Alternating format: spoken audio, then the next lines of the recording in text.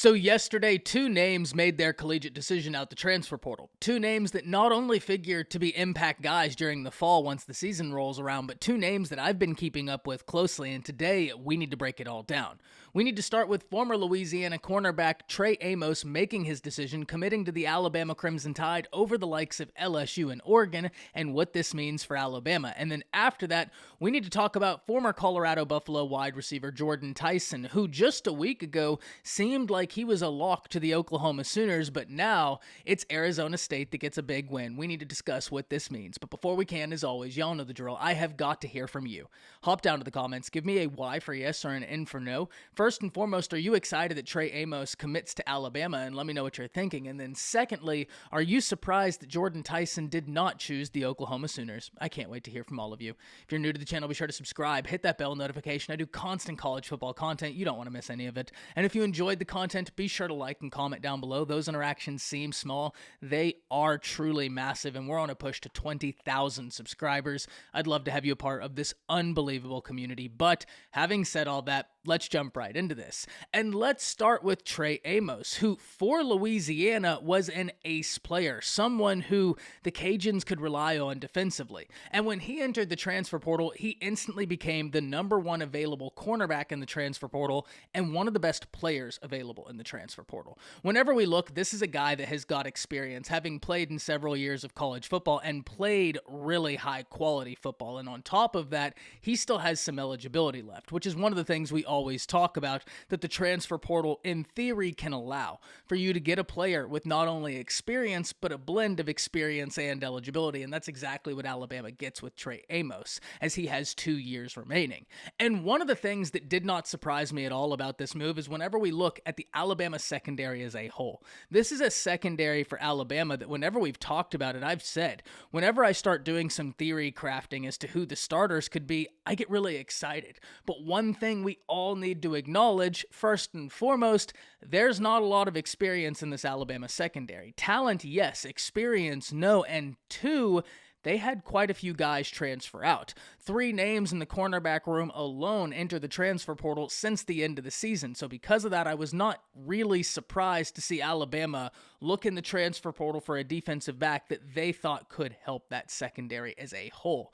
Could be a secondary that's very talented, but once again, just doesn't have the experience. And if you're someone who's sitting there wondering, but why is the experience such a big deal for the Alabama secondary? Well, why be at risk when you don't have to be at risk? If you have the ability to go out and get a Trey Amos who has the experience and he wants to commit to the Alabama Crimson Tide, why wouldn't you? Why put yourself at risk when there is an option readily available? And speaking of that, a quick word from today's sponsor, Aura. Did you know that in 2022, the United States had its second worst year ever in terms of data compromises? And not only was it the second worst year in terms of data compromises, but there was a substantial amount of capital loss coming in at $10.2 billion in 2022 alone, which is exactly why I'm so excited to talk with you all about today's sponsor, Aura. Anybody can find anything online, including your name, address, phone number, or even your relatives' information. And all of this is possible because data brokers selling your information to scammers, telemarketers, robocallers, or anybody that wants to learn more about you. But this is exactly where Aura comes in.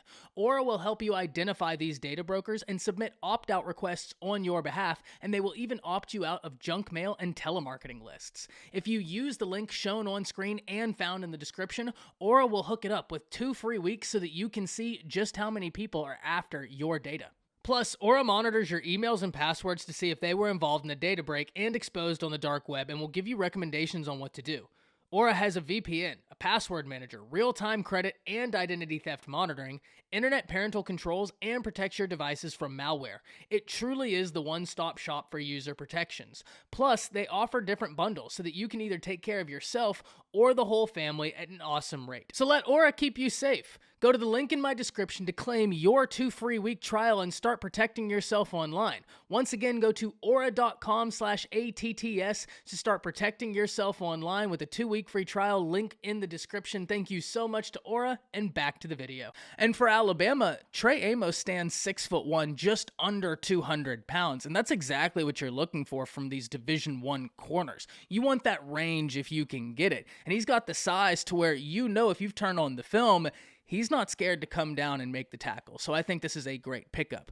And it's even better when he comes from Louisiana, and LSU is one of the teams that was a finalist. And we know how difficult it is to recruit guys out of Louisiana with LSU being there. And I understand this was a transfer portal situation, but the same argument applies.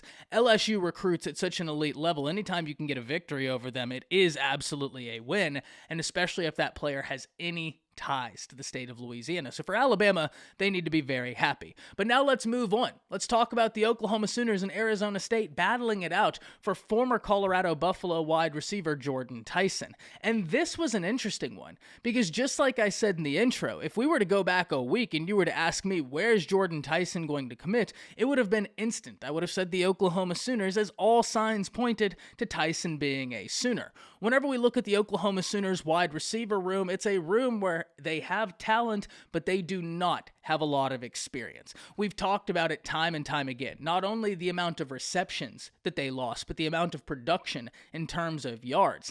And whenever we look at the Oklahoma Sooners offense, Jeff Lebby asks a lot of that wide receiver room. It's a big piece to this offense so that it can keep going.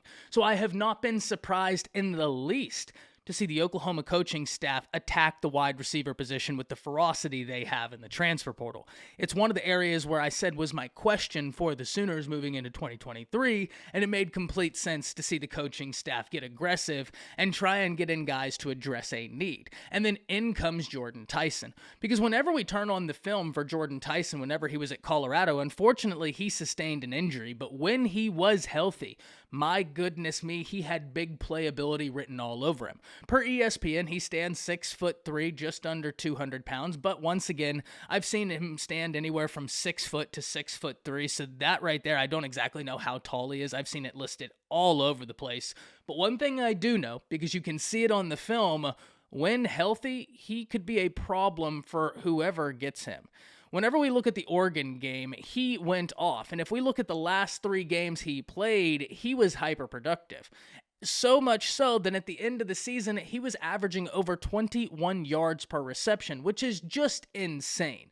Not only did he have some experience, but just like we talked about with Trey Amos, Jordyn Tyson is a unique blend of eligibility and experience. He played in a few games, sustained an injury unfortunately, but he looks to be coming back completely healthy. We know how talented he is, and he's coming off of his true freshman season. So, Jordyn Tyson is a name we absolutely need to keep up with. But one of the reasons why it seemed like a done deal that Jordyn Tyson could be going to the Oklahoma Sooners is Jordyn Tyson hails from Allen. And the Oklahoma wide receiver coach, Emmett Jones, has got such strong connections in the DFW Metroplex. Now, one thing we've always known is that Oklahoma recruits the state of Texas very well, especially North Texas, but whenever you can get in an Emmett Jones that has the relationships that he has to add into your already strong recruiting in the area, you don't argue with it. And so when I was watching this, I saw Oklahoma had a need at wide receiver. They have Coach Jones. It's in close proximity to his home, or at least in somewhat close proximity. If you're from the South, a 3-hour drive is absolutely nothing. It seemed like a foregone conclusion that the Oklahoma Sooners would be the beneficiary of another wide receiver win out the transfer portal. However, one thing we need to understand, Coach Jones is not the only wide receiver coach with great ties to the DFW Metroplex. In fact, there was a name that before Oklahoma had hired Coach Jones, much of the Sooner fan base really wanted for this guy to come in and be their wide receiver coach, and that was Rashad Samples, a younger guy, an up-and-comer, but a name that we've talked about here on the channel. You need to know it and you need to remember it.